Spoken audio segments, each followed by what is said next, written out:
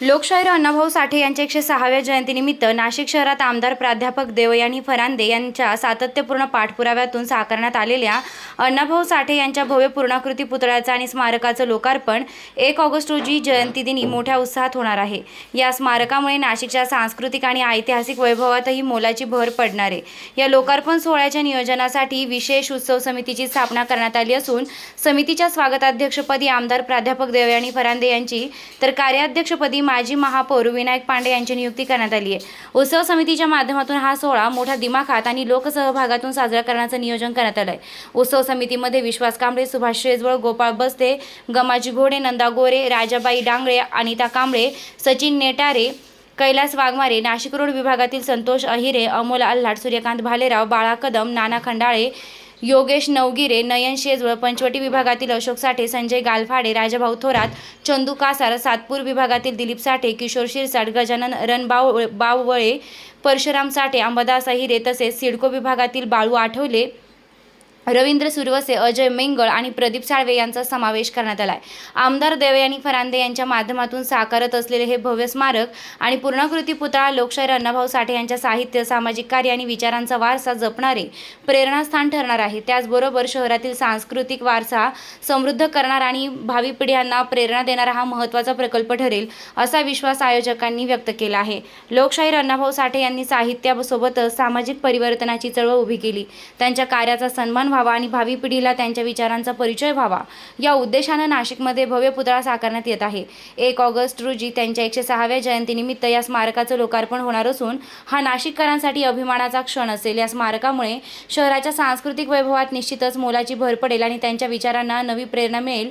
या प्रसंगी मान्यवरांनी आपली प्रतिक्रिया व्यक्त केली आहे। वृत्तसंकलन अधिकार न्यूज, संचालक संपादक प्रवीण नेटावणे, नाशिक। आपण 1 ऑगस्टला साजरा करत आहोत। मला इथं सांगायला आनंद होतोय की समाजातील सगळ्या बांधवांनी केलेल्या मागणीच्या नुसार आम्ही त्या ठिकाणी महाराष्ट्र शासनाचा निधी देऊन भव्य दिव्य असा लोकशाहीर अण्णाभाऊ साठे यांचा पुतळा त्या ठिकाणी उभारला, त्यांचं स्मारक त्या ठिकाणी तयार करण्यात आलेलं आहे। आणि ह्या उत्सवाचं ह्याचं लोकार्पण सोहळा जो आहे हा मोठ्या दिमाखामध्ये करण्यात येणार आहे। त्याच्यासाठी आम्ही एक समिती केलेली आहे आणि त्या समितीचे कार्याध्यक्ष जे आहेत हे आपले माजी महापौर विनायकजी पांडे हे ह्या समितीचे कार्याध्यक्ष आहे आणि त्यांच्यासोबत शहरामधले जे सगळे प्रमुख नेते आहेत त्यांची एक समिती, उत्सव समिती तयार करण्यात आलेली आहे। ह्या उत्सव समितीच्या माध्यमातून ह्या ठिकाणी ह्या भव्य दिव्य पुतळ्याचं, स्मारकाचं लोकार्पण आणि अण्णाभाऊ साठे यांच्या जयंतीचा उत्सव हा दिमाखाने साजरा करण्यात येणार आहे। धन्यवाद। थोडक्यात बोला बघा।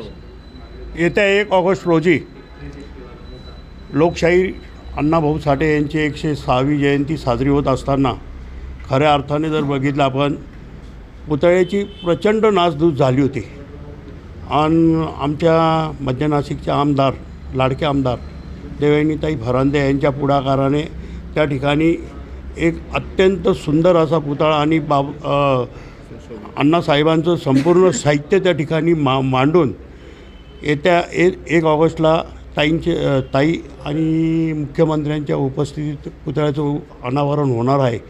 आणि ताईंनी पुढाकार घेतला आणि नाशिकमध्ये नव्हे संपूर्ण महाराष्ट्रात इतका सुंदर पुतळा होतो आहे आणि ते स्मारक होतं। त्याचबरोबर तिथे बाजूला सभागृहसुद्धा ताईंच्या माध्यमातून झालं। ताईंनी जवळजवळ त्यांच्या 1.5 कोटी रुपये निधी आणून त्या पुतळ्याचं उभारणी करताय आणि नाशिककरांना आणि नाशिकच्या वैभवामध्ये